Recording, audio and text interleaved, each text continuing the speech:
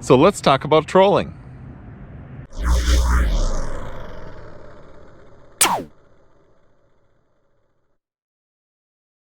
Hi everyone, Mike from FisherMN here. I'm on a favorite lake by the Garrison, Minnesota area, and fishing is slow. So I was thinking to myself, what can I do to get the bite going? Well, I think I'm gonna troll. Okay, so last week we talked about catching some panfish, and I mentioned the equipment that I use. Well, here we go. Here's the equipment I use for trolling. So I've got a medium heavy St. Croix SC4 blank. Medium heavy is a good way to go, especially if you're going for northerns, which is what I'm going to be doing. I use a Revo SX 30 reel. I mentioned last time the numbers, if they're a little bit lower, it's probably good for panfish. A little higher, going for some bigger fish. So 30 is a little bit higher in the series for Abu Garcia. And what do I have on the reel but nanofill line? Once again, I have nanofill. Last time for the panfish it was 6 pound. This time we've got the 17 pound nanofill, which is actually the highest test they make right now. Last week we had a 16th ounce jig to a fluorocarbon leader and a barrel swivel. Well, this week we have one of my favorite lures, a MEPS. You can see how beat up it is, but it still works. Size 5. And then I have it tied on to actually a fluorocarbon leader, which I bought. I did not make this leader. And the fluorocarbon leader is a 65 pound test leader. You don't want those northerns to steal one of your lures. So that's what it is. It's a heavier duty setup. Still pretty lightweight when you're thinking of northerns. If you're musky fishing, you're going to go even bigger. But today, we're on a lake that's got some decent northerns. We should be able to get some action going. Let's go fishing.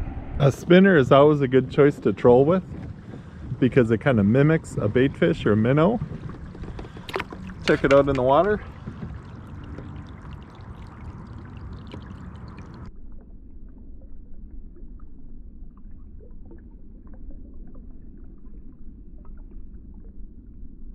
The combination of flash with some vibration usually gets a strike or two.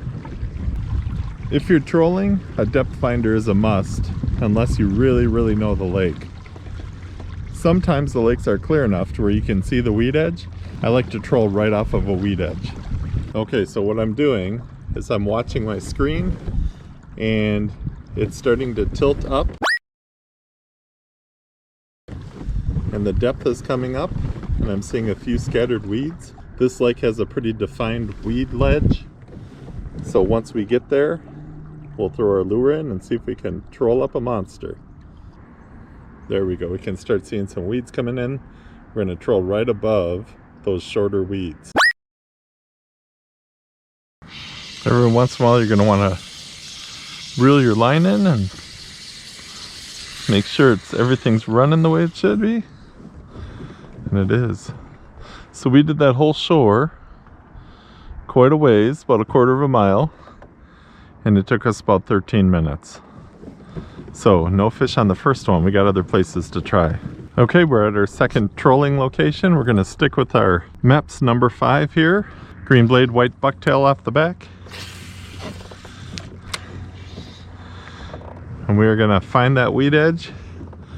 I threw it about a cast back.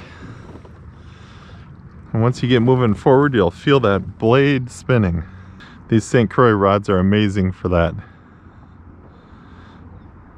You can feel every little wobble of it. All right, I got 14 feet and weeds up to 10.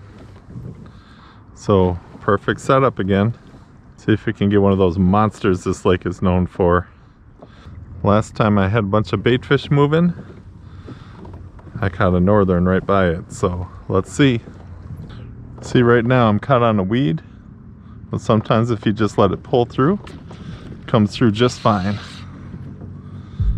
And I can feel that blade is working, and we're back at it.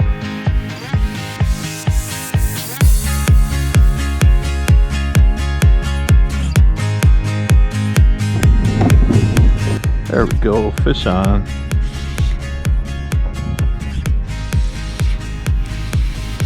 I always try to keep going forward. If you change direction or stop quickly, sometimes the tension comes off and you lose those hooks. Alright, so we've hooked one. What do we got? We got a little northern. Target species, not target size. Just shows though, sometimes a subtle change like a color might trigger more of a bite. When you're northern fishing, sometimes the jaw spreaders help because those northerns don't like to help you get the lure out of their mouth.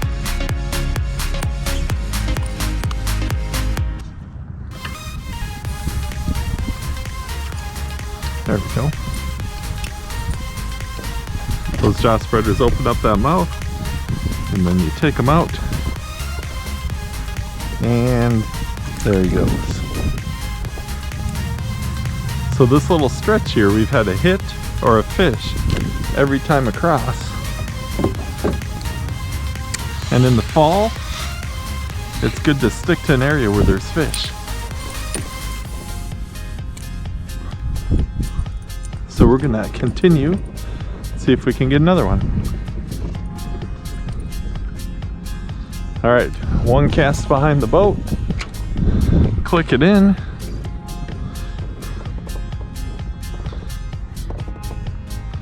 See if we can get to that spot where we're just touching the tops of the weeds. It's a great way to cover water on a new lake also, trolling.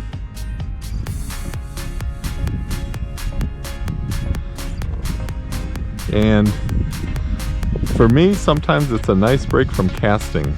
When you've been casting a frog all day,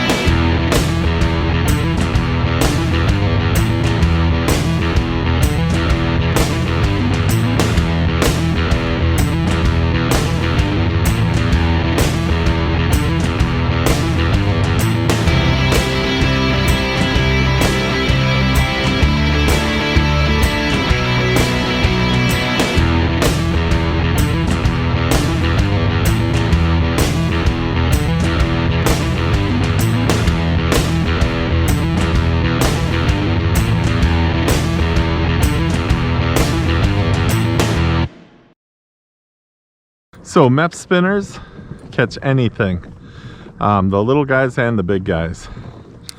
I've caught, you know, like what you saw today, a small northern, all the way up to 41 inches. So MEPs are always a good choice. I'm gonna put on my bait that's good for this lake because there's so many perch, live target perch.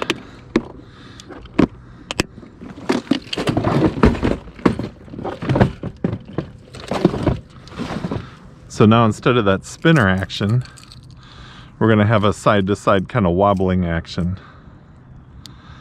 Now something, when you're trolling a crankbait, which is a bait with a lip on it, when you're trolling a crankbait, the bigger the lip, the deeper it dives. This one's a pretty deep diving lure. So if I want to get it way down, I'll let a lot of line out. Otherwise, I don't need to have that much line out, so I'll probably do a half a cast. Just kind of flip it out there. And then kind of adjust from there. A good reason to switch, we got a small fish on the other lure and some smaller hits. This lure generally produces bigger hits. So we're gonna see if we can get a monster on the way in.